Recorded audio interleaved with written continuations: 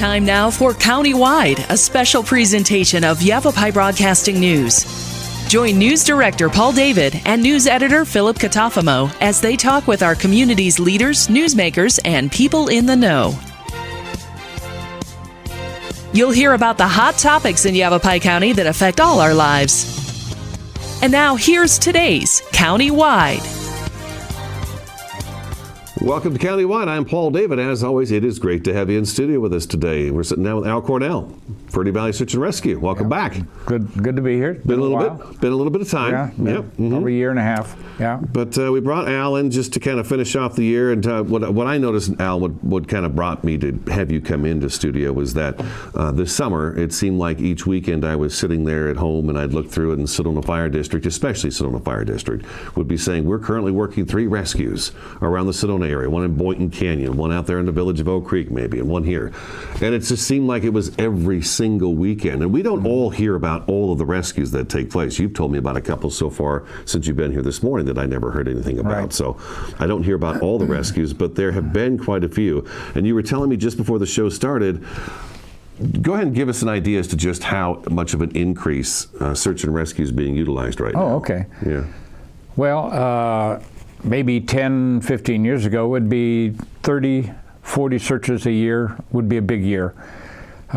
Slowly increased, but just a slow increase in population visiting Sedona.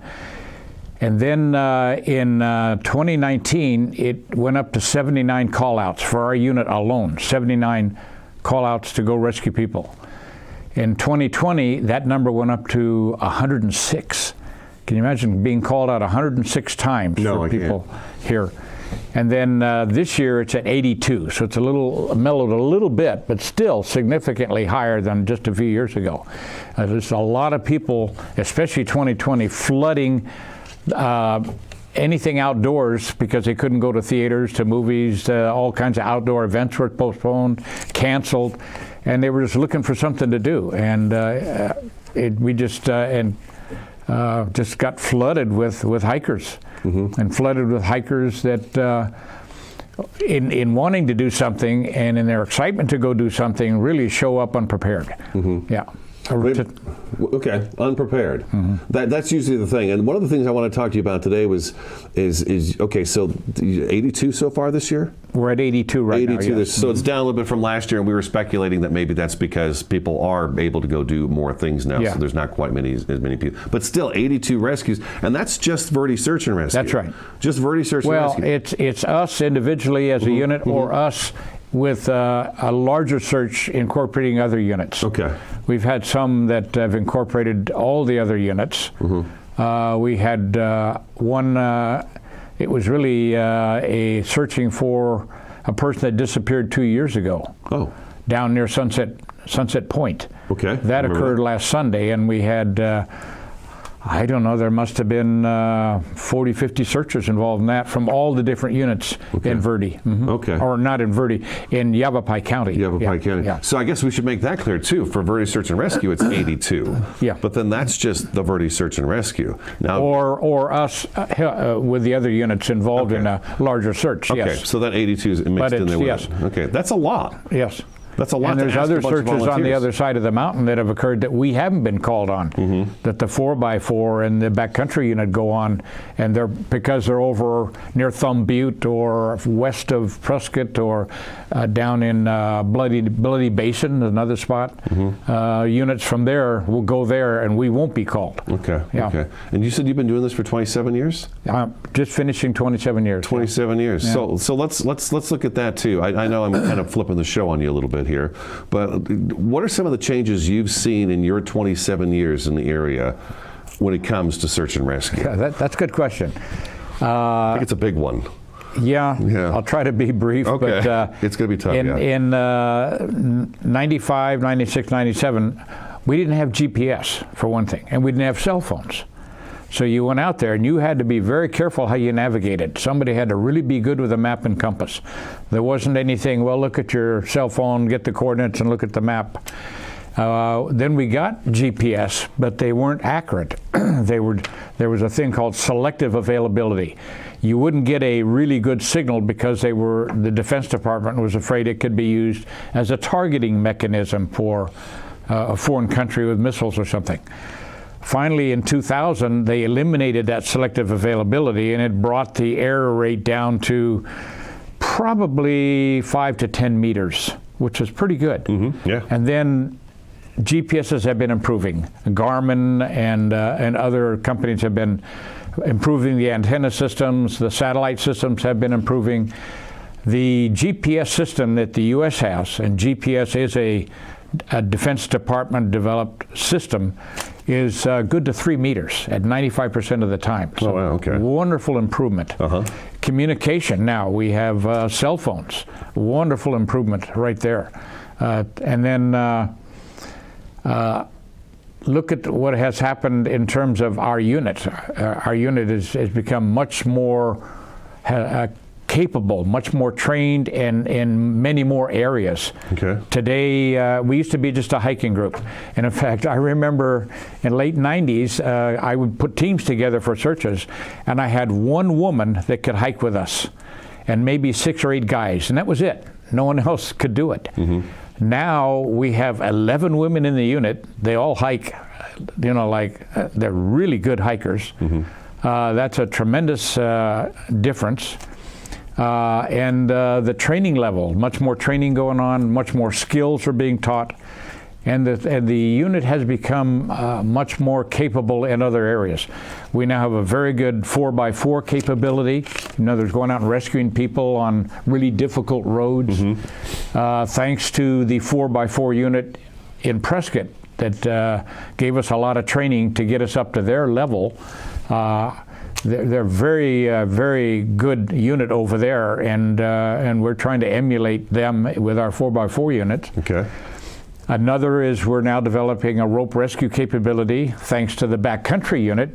Tip Schmidt, his unit over in Prescott has been giving training to our unit. Oh my golly, just hundreds of hours of training, and been training every week for months. And we have 10 people in that program now, and we will be a support unit for backcountry when they do those rescues on our side. And a lot of back and forth training. We've been helping the dog unit with tracking, and they've been working with us on searches. We were involved in that search up, I remember the search up Oak Creek for the man that they disappeared in the evening, and we found him the next day dead. Oh, right. Yeah, it was a lawyer. He had some, I think he was in I'm trying to think, a prosecutor or something for some county. Right. Yes.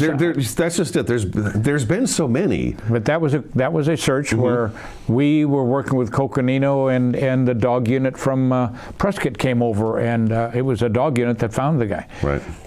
So the cooperation level between units is just wonderful, really improved in the last, I would say, 6 years tremendously. And the capabilities of our unit has just improved so much so. Well, we now have a mountain bike unit. That's a wonderful addition to us now. They all come in our unit knowing they have to be hikers. They have to be able to hike to, get to people, walk them out, or hike to them and get them lifted out with a helicopter or something. But then they have these extra specialties, and the bike unit or the 4x4 unit,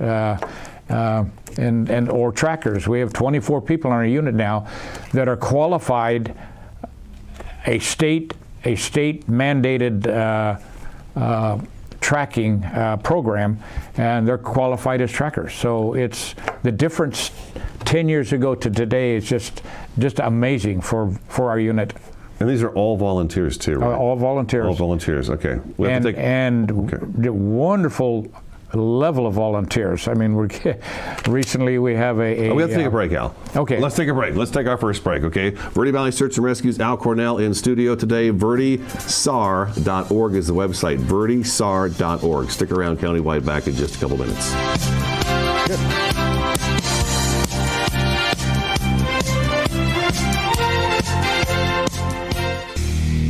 Terrifying jobs. Bull rider, take 2. Cliff, this seems like a really terrifying job. Why do you do it? I love protecting the bull riders when they get bucked up. How big are these bulls? 12 to 2,200 pounds of pure muscle. You're not cowed by any of this, obviously. Is there anything that scares you? Yeah, distracted drivers terrify me.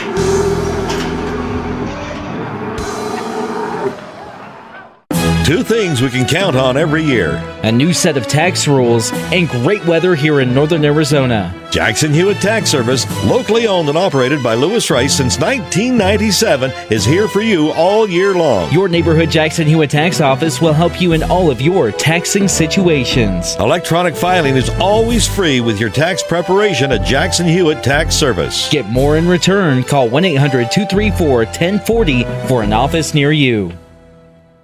The EPA says C&B Construction ranks in the top 1% nationally. C&B Construction invites you to see what energy efficiency and indoor air quality can be. We have won another Department of Energy Innovation Award, and C&B Construction is the only contractor in the country to win 6 consecutive EPA Indoor Air Plus awards. Experience our zero-energy, move-in ready homes at Crossroads at Mingus. C&B Construction, locally respected, nationally recognized. Find out more at C&B Homes.com. Award-winning Soundbites Grill is an entertainment restaurant located in uptown Sedona at the Hyatt Pinion Point Resort.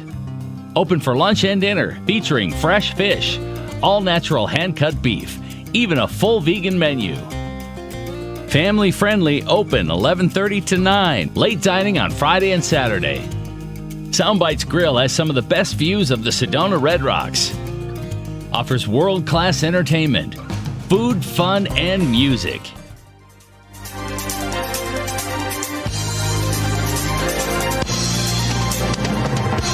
Welcome back to Countywide. Al Cornell is in the studio with us today. VerdeSAR.org. VerdeSAR.org. VerdeSAR.org. Verde Search and Rescue. So we've talked about some of the changes you've seen over the last 27 years. We're not getting any brighter out there on the trails. We're still getting lost, and we still need help, and all that happens.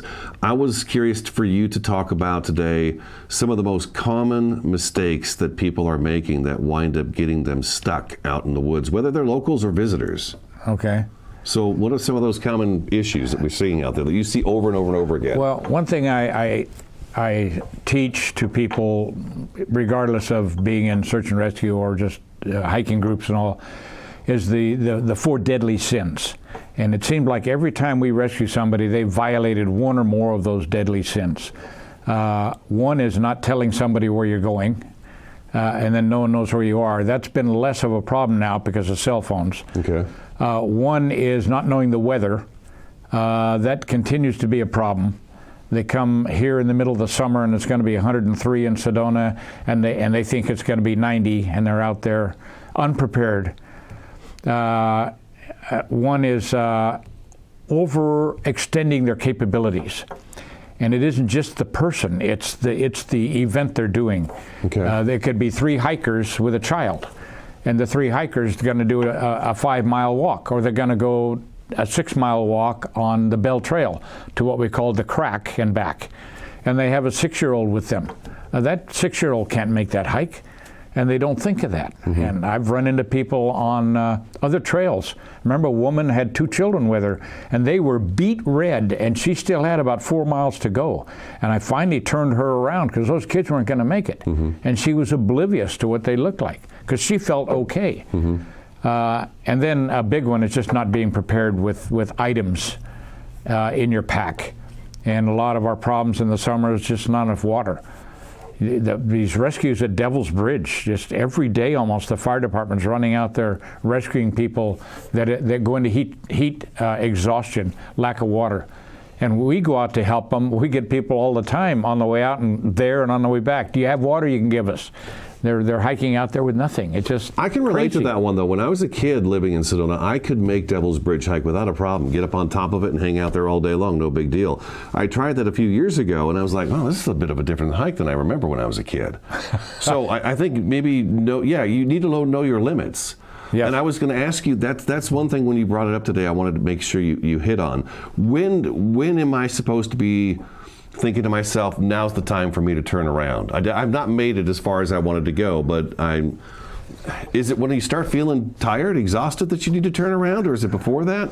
That's one clue. Another is if you're taking 4 bottles of water and maybe you have a couple people with you, and you're down to 2 bottles, you better turn around. Okay. And it's amazing. We've had, I remember a search off of the backside of Sedona, over near Coffee Pot. 2 ladies walked in, ran out of water, and walked 2 more miles in the summer, and then called for help. How stupid. And I had a dog with them too. One of our rescuers had to carry the dog back. The dog wouldn't have made it. So it's just what's happening to our people mentally? And a lot of it is just attitude. You know, they don't come prepared. They come with this cavalier attitude. And the other thing that's affecting it a lot is social media. Okay. I don't know if you want to talk about that or not. Fine. But go ahead. But I'm so glad we have the capabilities in our unit that we have, and that we're growing in ability of people, we're growing in training, we're growing in special skills, because what we're dealing with is growing, and that is one of the problems of social media. People are putting things on Facebook of hikes they make, and people read it and they go try it, and the information's incorrect. So here they are going up the wrong trail or on a ledge, and all of a sudden they can't get off, and they're maybe close to where they thought they were, but it's not where they're supposed to be. Big problem has been up Boynton Canyon lately. People going up to a place called Keyhole. A lot of the information getting there is inaccurate. And a friend of mine lives in the village, made that hike 3 times and missed it 3 times based on information off of social media. Okay. And we're getting a problem with that. Going to find people, they get there, they're looking around, and then they call for help. Yeah, I guess the biggest problem is launching on those hikes without preparedness, without anything to give them an idea. What's really a big help is their iPhone. If they just have an app on their iPhone, there's a Gaia or a Venza. Gaia is wonderful. You punch, just put Gaia on, and a little arrow shows up where you are on the map. And then you look around and say, all right, I'm lost. Let's see, they're over to the right, there's a trail. I'll walk over there. And the arrow takes you over there. If they'd only just turn their phone on. But a lot of people don't know to do that. There's one group that does, and that's bikers. Mountain bikers always have their phones. They always know, and they're always riding on trails. Okay. They're not leaving trails. They get lost on a trail. They pull out their Gaia and they look at it and they get back on track. People like to wander off trails to go take a picture. Those are the ones we're searching come back for. and think, you know what? Where'd that trail go? Those are the ones we search for. The ones that leave the trail. We should probably point out that what you're saying regarding summer, the excessive heat, is just as good a rule as in the winter when you've got the cold weather.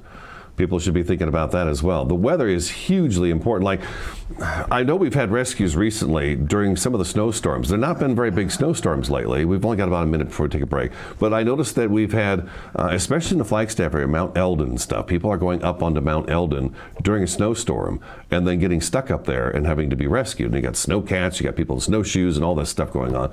And it's the same thing applies. Summer, winter. You need to know what the weather forecast is before you even walk out the door. Oh, yeah, yeah. The biggest killer in the United States totally, and even in Arizona, although this is a hot state, is hypothermia. Yeah, hypothermia, and people just aren't prepared for it. Yeah, it gets cold real quick. Let's take our second break. Verde Search and Rescue's Al Cornell in studio with us today. VerdeSAR.org is the website. Stick around, Countywide back in just a couple minutes.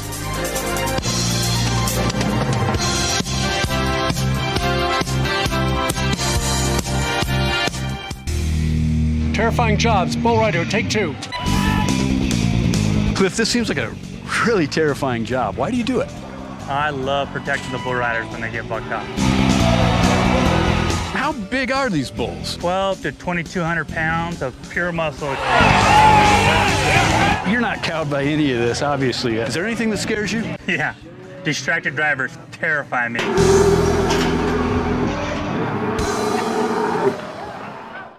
Two things we can count on every year: a new set of tax rules and great weather here in northern Arizona. Jackson Hewitt Tax Service, locally owned and operated by Lewis Rice since 1997, is here for you all year long. Your neighborhood Jackson Hewitt Tax Office will help you in all of your taxing situations. Electronic filing is always free with your tax preparation at Jackson Hewitt Tax Service. Get more in return. Call 1-800-234-1040 for an office near you. The EPA says C&B Construction ranks in the top 1% nationally. C&B Construction invites you to see what energy efficiency and indoor air quality can be. We have won another Department of Energy Innovation Award, and C&B Construction is the only contractor in the country to win 6 consecutive EPA Indoor Air Plus awards. Experience our zero-energy, move-in ready homes at Crossroads at Mingus. C&B Construction, locally respected, nationally recognized. Find out more at candbhomes.com. Award-winning Soundbites Grill is an entertainment restaurant located in uptown Sedona at the Hyatt Pinion Point Resort. Open for lunch and dinner, featuring fresh fish, all-natural hand-cut beef, even a full vegan menu. Family-friendly, open 11:30 to 9, late dining on Friday and Saturday. Soundbites Grill has some of the best views of the Sedona Red Rocks. Offers world-class entertainment, food, fun, and music.